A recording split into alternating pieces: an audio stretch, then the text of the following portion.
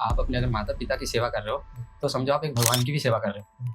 लेकिन आजकल के समाज में ऐसे बहुत ही कम हो रहे हैं। धर्म में यही सिखाया जाता है कि कैसे हमें दूसरों की रिस्पेक्ट करना चाहिए। तो हम जो काम कर रहे हैं अभी, आपने भी देखा वो चीज़, हुँ, आपको मैंने दिखाया। हाँ जी। तो उसमें आपका क्या राय है कि हम इसको कैसे आगे बढ़ा सकते हैं और लोगों को कैसे अवेयर ज़्यादा से ज़्यादा कर सकते हैं? तो हमें कैसे उसमें मैंने वीडियोज़ देखी जैसे पेट्स को खाना खिला रहे हैं, ओल्ड एज के साथ जाके बातें शेयर कर रहे हैं कि मतलब उनको कैसे परेशानी आई सो दैट किसी और को वो परेशानी ना झेलनी पड़े।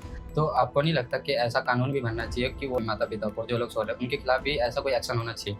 कैसे लोग अपने पेरेंट्स से साइन करवा के प्रॉपर्टी अपने नाम करके फिर उनको ओल्ड एज होम्स में छोड़ के आ जाते हैं। तो ऐसा कुछ लॉ बनाना चाहिए। जेन जी है, वो अपने सोशल मीडिया में ज़्यादा एक्टिव है, दिखावे में ज़्यादा है। हाँ जी। आपने भी देखा होगा। घटिया वीडियोज़ बनाते हैं, उनके लाइक्स ज़्यादा होते हैं, right? Not only parents, society का भी इसमें रोल है। जितने भी जो हार्ड वर्किंग गाइज़ हैं, उनकी पे कितनी है और जो एक रील और इंस्टा स्क्रॉल करते हैं, उनकी कितनी पे है। तो इसी से हमें पता लगता है कि सोसाइटी किस साइड जा रही है, तो इस पे हमें थोड़ा ध्यान देना चाहिए। नमस्कार साथियों, मेरा नाम पंकज कुमार है और मैं बेटा बन के दिखा कैंपेन से जुड़ा हूँ। और आपने हमारा काम देखा ही होगा, इंस्टाग्राम, यूट्यूब, जो भी सोशल मीडिया सभी पे आपने देखा होगा। तो आज हमारे साथ जुड़े हैं हरसिमरन सिंह। नमस्कार। नमस्कार पंकज जी। आप अपने बारे में थोड़ा बताएंगे? जी, मेरा नाम हरसिमरन सिंह है। मैं नेटवर्क्स ग्रुप के साथ एज़ अ सीनियर एनालिस्ट पिछले 5 साल से काम कर रहा हूँ और मैंने आपका अभी रिसेंटली कैंपेन देखा जो कि मुझे बहुत अच्छा लगा, तो तभी मैंने ये पॉडकास्ट के लिए हाँ किया। आप जो हमारा ये पेज आपने देखा, हाँ जी। तो एज अ यंगस्टर आप किस नज़रिए से देखते हैं इसको?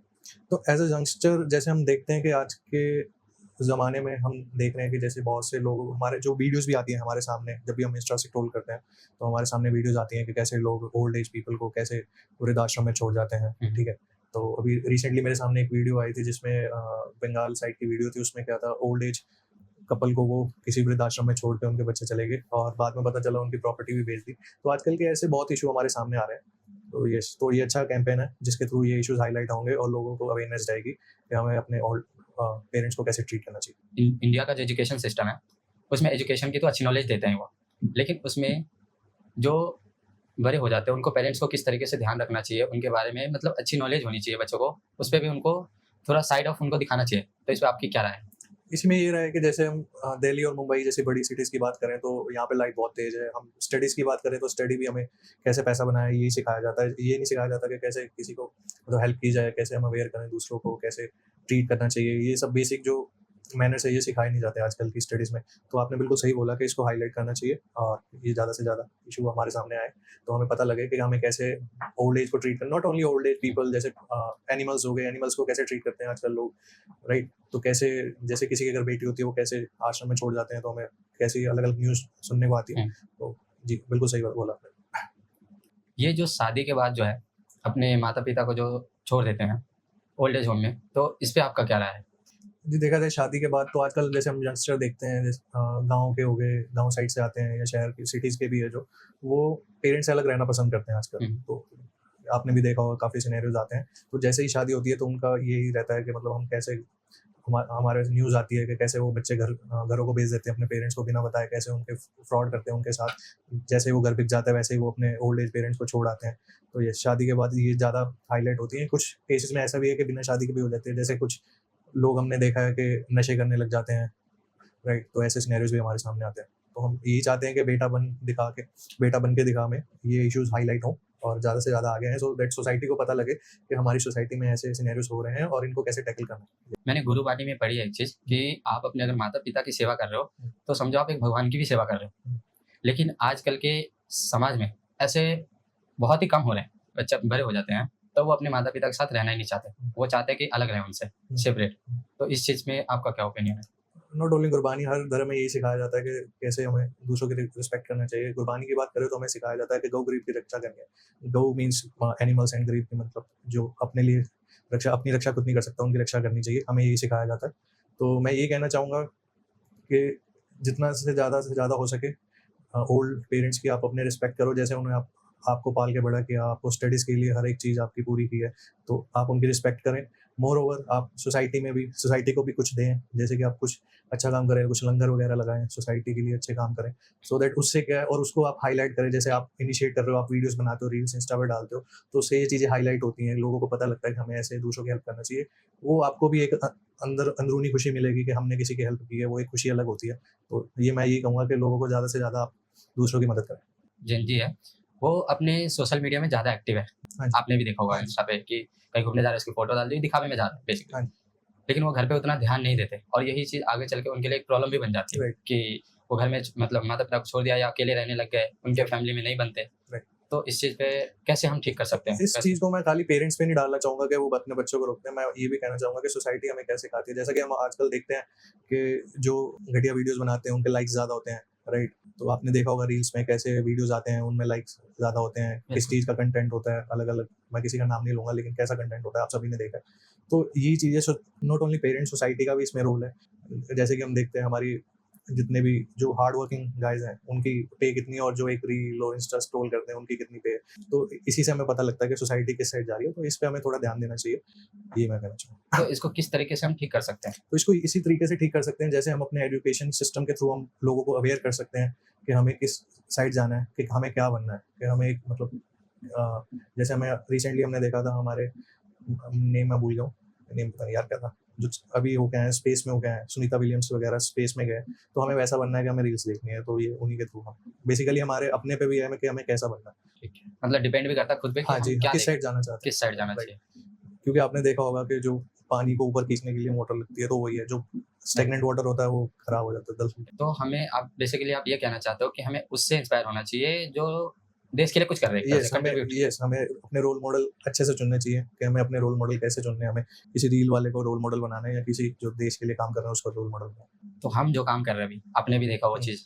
आपको मैंने दिखाया। हाँ जी। तो उसमें आपका क्या राय है कि हम इसको कैसे आगे बढ़ा सकते हैं और लोगों को कैसे अवेयर ज़्यादा से ज़्यादा कर सकते हैं? आपका काम मैंने देखा, जैसे आप सोसाइटी को अवेयर कर रहे हैं कि हमें कैसे, उसमें मैंने वीडियोस देखी जैसे पेट्स को खाना खिला रहे हैं, ओल्ड एज के साथ जाके बातें शेयर कर रहे हैं कि मतलब उनको कैसे परेशानी आई, सो दैट किसी और को वो परेशानी ना झेलनी पड़े।